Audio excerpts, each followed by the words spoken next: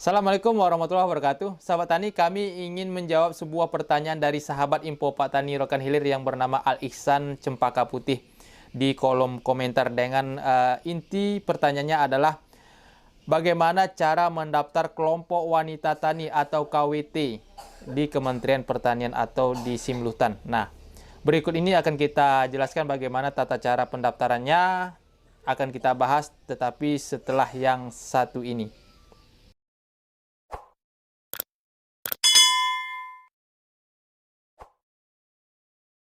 Sahabat Tani, kelompok wanita tani atau disingkat dengan KWT ini adalah ditumbuhkan dari anggota untuk anggota dengan kepentingan bersama, yaitu lembaga kelompok yang terdiri dari atau beranggotakan wanita atau kaum ibu-ibu.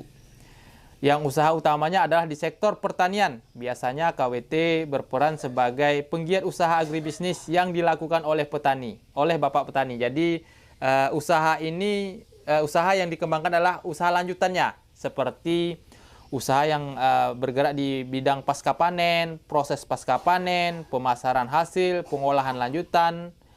KWT juga berperan memaksimalkan pemanfaatan sumber daya sebagai penyedia pangan keluarga yang berorientasi pangan yang bergizi, beragam, seimbang, dan aman atau B2SA.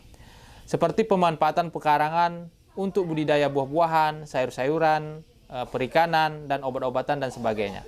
Sahabat Info Pak Tani, tata cara pendaftaran kelompok wanita tani sama halnya mendaftarkan kelompok tani dewasa atau kelompok pemuda tani dengan alur sebagai berikut. Yang pertama, lakukan identifikasi calon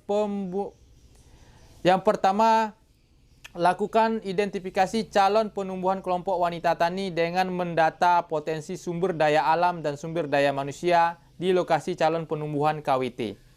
Biasanya dilakukan oleh seorang petugas atau penyuluh pertanian di desa tersebut. Yang kedua, mengkoordinir dan berkoordinasi penumbuhan kelompok wanita ke pemerintah desa atau pamong desa atau setingkat dengan desa seperti penghulu, lurah, dan sebagainya untuk dilaksanakan pembentukan kelompok wanita tani tersebut agar difasilitasi agenda rapat pembentukannya.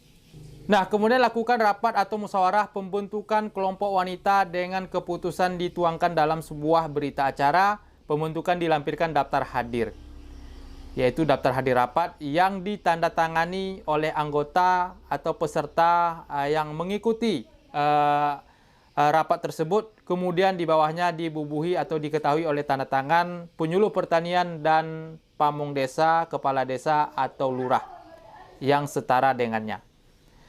Kemudian yang keempat, buatkan surat keputusan atau SK dari desa pengukuhan dan pengangkatan pengurus yang terpilih.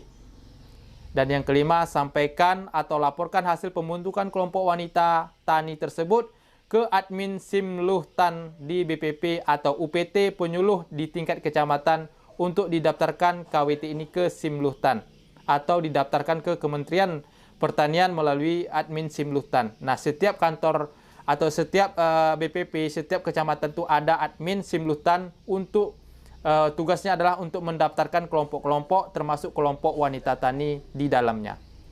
Tani sebenarnya ada 5 tahapan tersebut yang bisa kita lakukan untuk mendaftarkan kelompok wanita tani menjadi salah satu kelompok yang legalitasnya terdaftar di Simluhtan. Mulai dari identifikasi, lakukan koordinasi, lakukan rapat, buat SK-nya, hingga didaftarkan ke Simluhtan dan tercatat di sana sebagai kelompok aktif untuk dilakukan pembinaan lebih lanjut oleh pendamping-pendamping seperti penyuluh pertanian, lembaga ekonomi lainnya, dan sebagainya, supaya kelompok tani yang dimaksud bisa maju berkembang sesuai dengan tugas pokok dan fungsi dan tujuan pembentukan organisasi kelompok wanita tersebut. Nah, demikianlah informasi dari kami Info Pak Tani Rokan Hilir tentang bagaimana tata cara mendaftarkan kelompok wanita tani. Jika sahabat tani belum tahu bagaimana tata cara membuat SK atau surat keputusan untuk kelompok tani atau berita acara pembentukan kelompok tani, silahkan tinggalkan pesan atau komentarnya di kolom komentar agar nanti kami buatkan video-video yang bermanfaat lainnya sesuai dengan pertanyaan sahabat tani semua. Terima kasih yang belum subscribe, silahkan subscribe untuk mendukung channel ini berkembang dan lebih bermanfaat bagi teman-teman lainnya. Terima kasih, sampai jumpa di episode berikutnya. Assalamualaikum warahmatullahi wabarakatuh.